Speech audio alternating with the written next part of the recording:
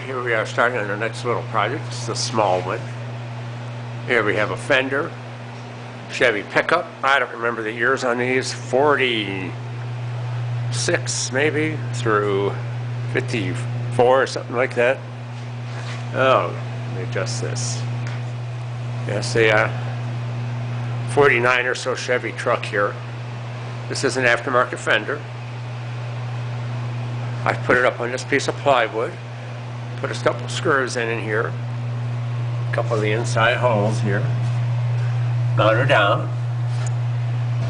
So that way we're down to the plywood, and I'm going to draw around the perimeter of that. I'm going to make all my marks where my mounting holes will be. So I have index marks. I'll mark where this brace goes.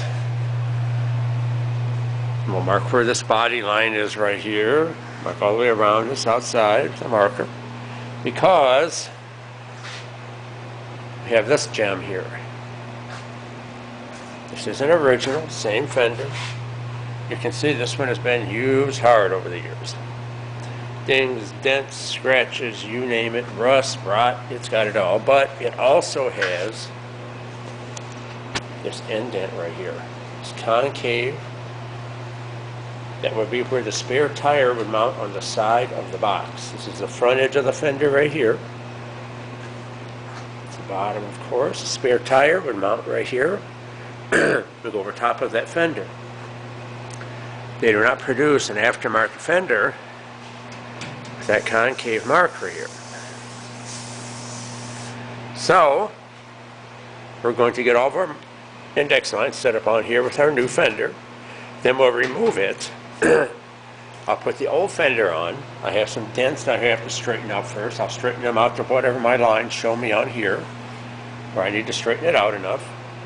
And then I will take and create an index grid across here, probably with tape.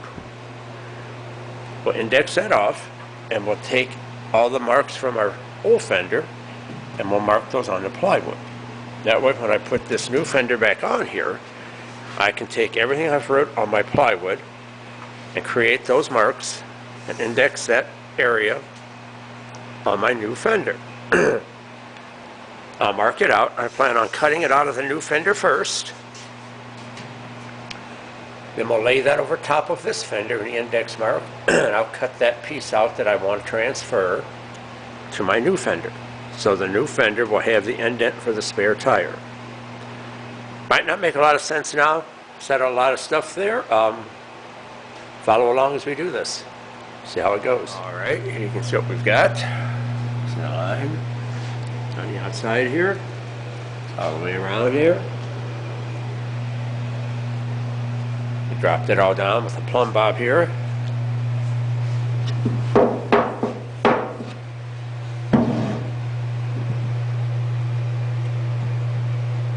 That's how you do that.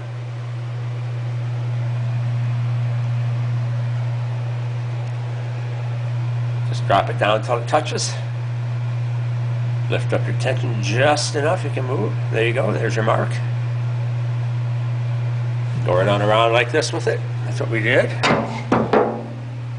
It marks about every inch, inch and a half, something like that. Here's our lines right here. It's this outside body line. Dropped them down from here with our plumb bob also. So right on around. Our body line is out here.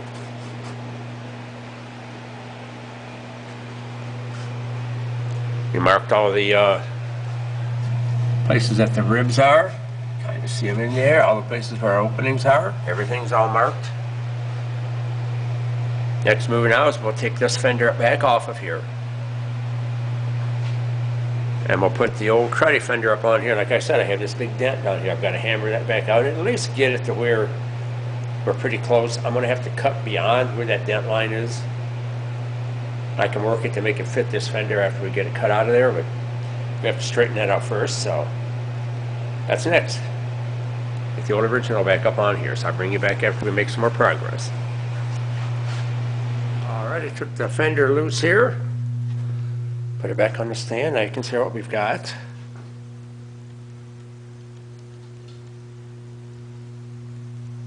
See how that looks.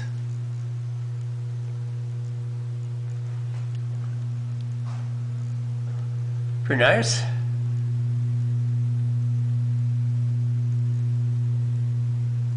All right, so next I'll be to pick our old rusty original up. We'll get that up here in place. We'll lay it right down in the lines and we'll fasten it back down. We'll get ready to start making our red mark decorator, get her straightened out.